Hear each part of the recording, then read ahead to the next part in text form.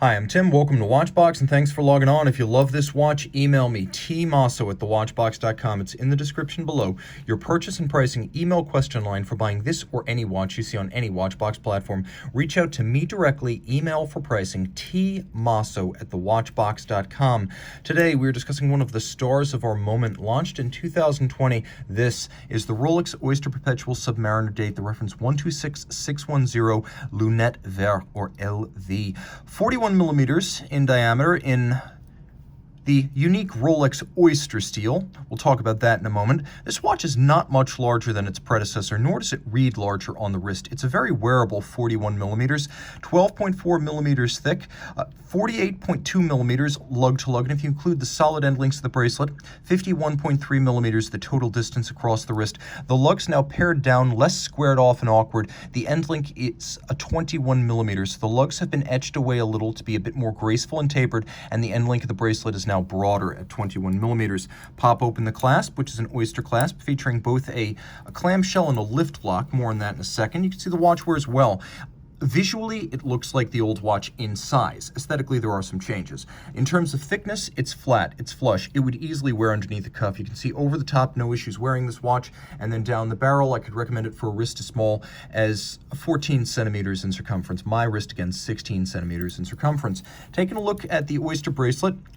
The bracelet, like the case, made of Rolex 904L steel. The practical advantage, it's more corrosion resistant under extreme conditions. You may never need it, but luxury is getting more than you need.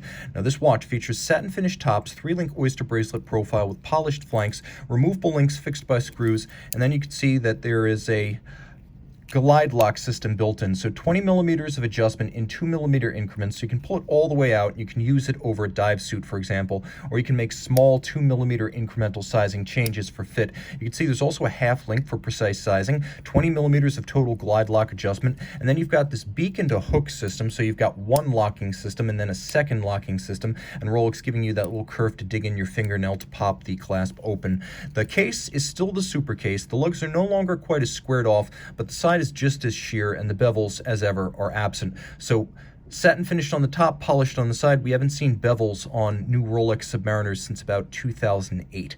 The watch, nevertheless, has a formidable profile on the wrist, visually reading, looking more like a 42 or a 43, so though it's a 41, it reads visually as a very impressive presence. Now, this watch has been called the Cermit because it has a Cerachrome ceramic bezel insert, but it also has, in many regards, the black dial green bezel aesthetic of the 2003 Rolex Anniversary Submariner, nicknamed the Kermit. So we have a 120 click bezel. Let's listen to that.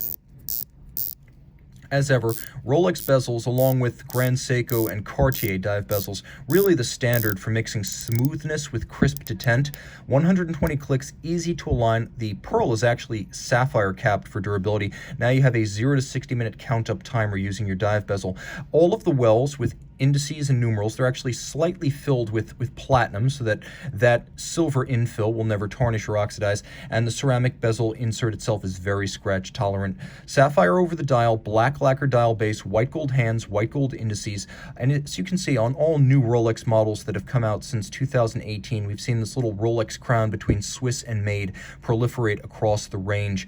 The watch, of course, does have an approximation. We know 300 meters is not 1,000 feet, but I'm going to push the I believe button, and the hands and the indices are all white gold for a reason, to resist tarnish and oxidation over time. Underneath the solid caseback, Rolex caliber 3235, new for this model, though not new to the Rolex line. It is a 70-hour power reserve bidirectional automatic winding. For shock tolerance, the rotor is now equipped with a bearing rather than a jeweled staff on which it pivots, so the movement is more shock tolerant than the 3135. It also has more power reserve at 70 hours, still beats at 8 beats per second, still a 31 joule movement, still stop seconds, still a quick set date function, still shock tolerant thanks to a full balance bridge and a free sprung index, still anti-magnetic thanks to a blue oxidized niobium zirconium hairspring, and still certified as a chronometer, cased up by Rolex and then tested beyond chronometer certifications to ensure that the watch keeps at least -2 + 2 seconds per 24 hours, ideally better as a fully cased up watch, not as a bare movement. Now, the watch also uses Rolex's own in-house